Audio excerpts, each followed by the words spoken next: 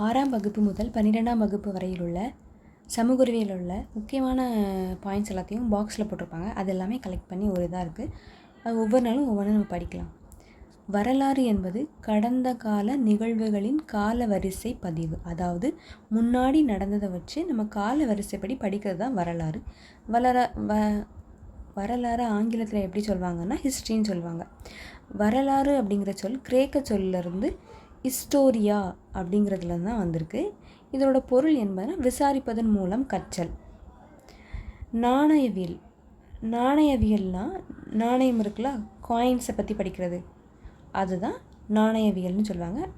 அந்த நாணயம் அது சார்ந்த அறிவியல் சார்ந்த விஷயங்களை படிக்கிற துறையை தான் நாணயவியல்னு சொல்லுவாங்க. கல்வெட்டியல். கல்வெட்டியல்னாலே நம்மளுக்கு என்ன தெரியும்? கல்வெட்டுகளை பற்றி படிக்கிறது. கல்வெட்டில் இருக்கிற அந்த பொறிக்கப்பட்ட அந்த செய்திகளை ஆராய்வதுக்கு அந்த துறை பேர் தான் கல்வெட்டியல். தம்மா அப்படிங்கிற சொல் பிராகிருத சொல். இதே சொல் சமஸ்கிருதத்தில் தர்மான்னு சொல்லுவாங்க. இதோட பொருள் என்னென்னா அறநெறி. அதுக்கப்புறம் மானுடவியல். மானுடவியலை ஆங்கிலத்தில் என்ன சொல்லுவாங்கன்னா ஆந்த்ரோபாலஜி. இது எப்படின்னா மனுஷங்களையும் அவங்களோட பரிணாம வளர்ச்சியை பற்றி படிக்கிறது தான் மானுடவியல். மானுடவியலை 2 கிரேக்க சொல்லாக பிடிக்கலாம். எப்படின்னா ஆந்த்ரோப்ஸ் அண்ட் லோகோஸ். ஆந்த்ரோப்ஸ் அப்படின்னா மனிதன்னு அர்த்தம். லோகோஸ் அப்படின்னா மனுஷனோட எப்படி சொல்கிறது, எண்ணம் இல்லைன்னா காரணம், அதை பற்றி படிக்கிறது. இந்த மானுடவியல் படிக்கிறதுனால அவனுக்கு என்ன தெரியுது அப்படின்னா மனித குலத்தின் வளர்ச்சி, அங்கே நடந்தது, முன்றைய காலத்தில் நடந்தது, மனுஷனோட கலாச்சாரம், அவங்க சமூக நிகழ்வுகளை பற்றி படிக்கிறது தான் ஆந்த்ரோபாலஜி. இந்த படித்தவங்களை என்ன சொல்லுவாங்க அப்படின்னா ஆந்த்ரோபாலஜிஸ்ட் அப்படின்னு சொல்லுவாங்க. இந்திய தொல்லியல் துறை, அதாவது ஆர்கியாலஜிக்கல் சர்வே ஆஃப் இந்தியா, இது 1861ஆம் ஆண்டு அலெக்சாண்டர் கன்னிங்ஹாம் அப்படிங்கிற நில அளவையாளர் உதவியுடன் தான் இது நிறுவப்பட்டது. இதோட தலைமையகம் எங்கே இருக்குன்னா புதுடெல்லி, அதாவது நியூ டெல்லியில் இருக்குது.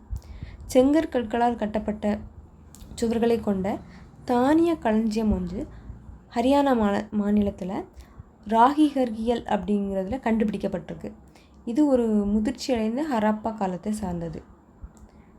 மனிதர்களால் முதலில் கண்டுபிடிக்கப்பட்ட மற்றும் உபயோகப்படுத்தப்பட்ட உலோகம் என்னென்னா செம்பு.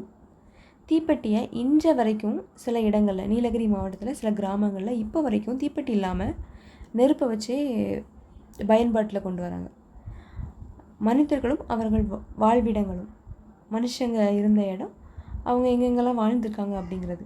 மனுஷங்களோட பரிணாம வளர்ச்சியை 8 பாகமாக பிரிச்சுருக்கிறாங்க.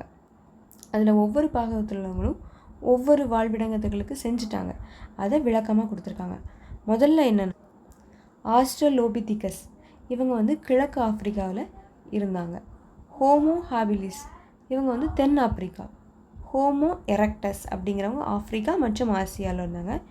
நியாண்டர்தால் அப்படிங்கிற யுரோசியா, அதாவது யுரோசியானா ஐரோப்பா மற்றும் ஆசியா ரெண்டும் சேர்ந்தா யுரோசியான்னு சொல்லுவாங்க. குரோமக்னான் அவங்க ஃப்ரான்சிஸில் இருக்காங்க. பீக்கிங் மனிதர்கள் சீனாவில் இருக்காங்க, சைனா சொல்லுவாங்களா. ஹோமோ